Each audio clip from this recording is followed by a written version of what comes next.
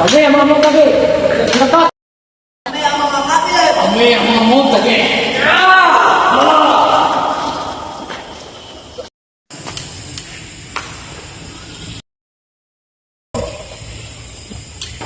Tumigil na kayo mga mutagi! Puro ka na lang! Pagpapaya na lang tayo!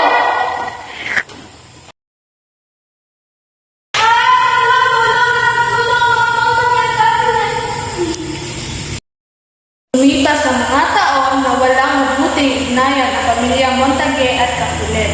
Ang pamilya Montague ay nagkaroon ng anak na lalaki na si Romeo, samantalang sa pamilyang Capulet naman ay si Juliet.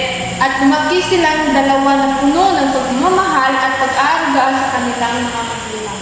Ano ba itong lungkot na aking nadarama? Bakit ganito? Sana dumating ang araw na makita ko ang aking minamahal at makasama ko siya ng habang buhay at napakailanman.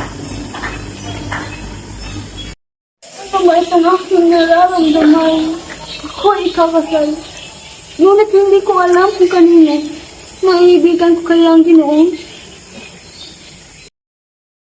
Nagsimula na ang kasiyahan sa bulwagan at naroon si Juliet na nakikipagsayawan. Darating si Romeo at makikita niya si Juliet.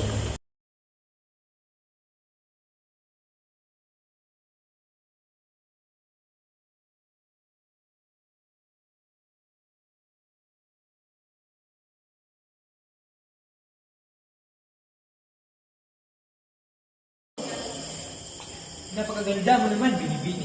Nambubola ka pa. Hindi yata. Sino ka ba? Makikita ni Tybalt si Romeo at sisitahin niya ito. Bakit anak ka rito? Ikaw nakalipin ng aking angkan, isang Montague. Bakit? Anong nangyayari? Siya ang buhong na si Romeo.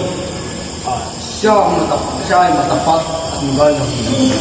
Dapat siyang patayin. Pabayaan siya! Sino matutunod ito? Lalabas si Tybalt. Magtatagpo ang paningin ni Romeo at Juliet. Bakit mo ako tinitigan? May dumi ba ang aking mukha? Ikaw ay narapat lamang kaibigan. Dahil ang aking puso ay puno ng kasiyahan. Ha? Maaari ko bang halikan ang iyong kamay? Parang pinag-aralan niya sa aming kamay. Hindi yata, Binibini. Senyorita, pinatatawag ka na po ng inyong ina. Ikaw ang kanyang ina. Siya ba isang Capulet? Aba, iho, ang ina niya ay di lang inang tahanan at oo, siya ay isang kapilet. Oo, ang gusto na isipin ng ating mga mahal. Oh, Jeremy. Bakit ka na pa rito? Kung ngayon, hindi na ako si Romeo ng mga Montague. Sapagkat ang pangalan ko na isang tama. Saan ka dumaan? Ang pagkamalala ko ay mataas ang mga pag-ibig. Dumaan ako sa bakod. Paalam na aking mahal. Mag-iingat ka talaga. Adios, aking Isang kasal ang hinanda para kay Juliet at Paris. Ngunit si Juliet ay ayaw dito. Hindi ko. Inay, itay, hindi ko mahal si Paris. Ako ang narito. Sino bang masusunod? Ngunit may mahal na akong iba. Pero bababa yung dignidad natin. Wala akong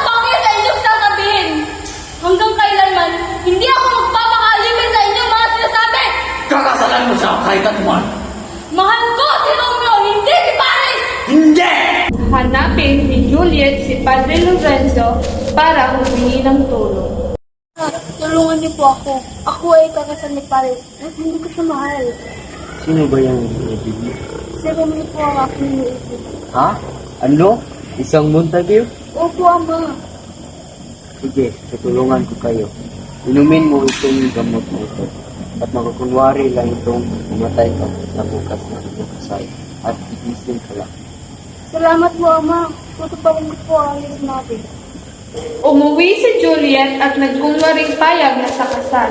Ngunit nang siya'y nag-isa, ininom niya ang gamot na ibinigay ni Padre Lorenzo. Para ito sa ating pagmamahalan, Romeo. Hanggang sa muli, aking mahal. Kinaumagahan, natagpuan siya ng kaniyang mga magulang na tila wala ng buhay. Senyorita! Bumangon ka na dyan! Senyorita! Senyorita! Tulong! Tulong! May nangyari kay Lady Capulet! Senyorita! Anong nangyari sa kanya? Sinong gumawa sa'yo nito? Juliet, anak ko. Bakit ka nagkakaganyan? Anak, gumising ka!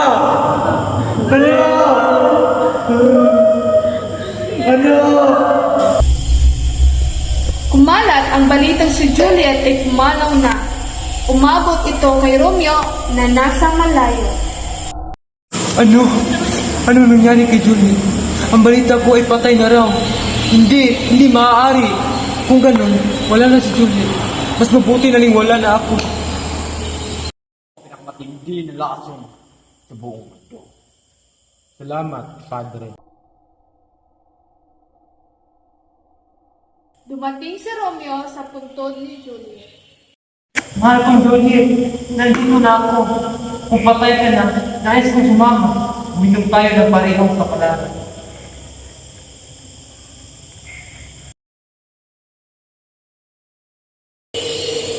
Ilang saglit pa, nagising si Juliet mula sa pagkakahindi.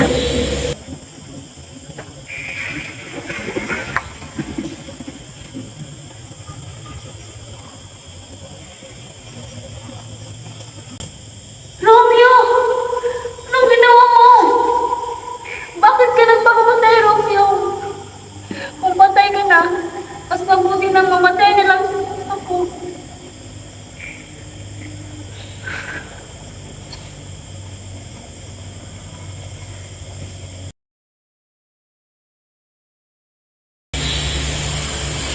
Sa kanilang pagkamatay, natauhan ang magpamilyang Montague at Capulet. Tapusin na natin ang ating mga. Oo, Kapi. Tapusin na natin ito.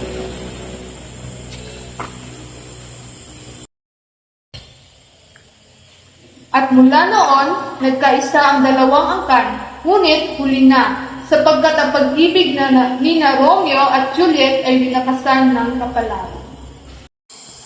Napakaganda mo naman. Parang pinag-aralan niya.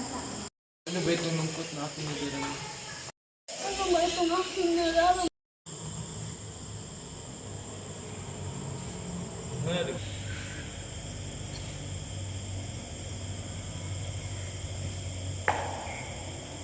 Okay.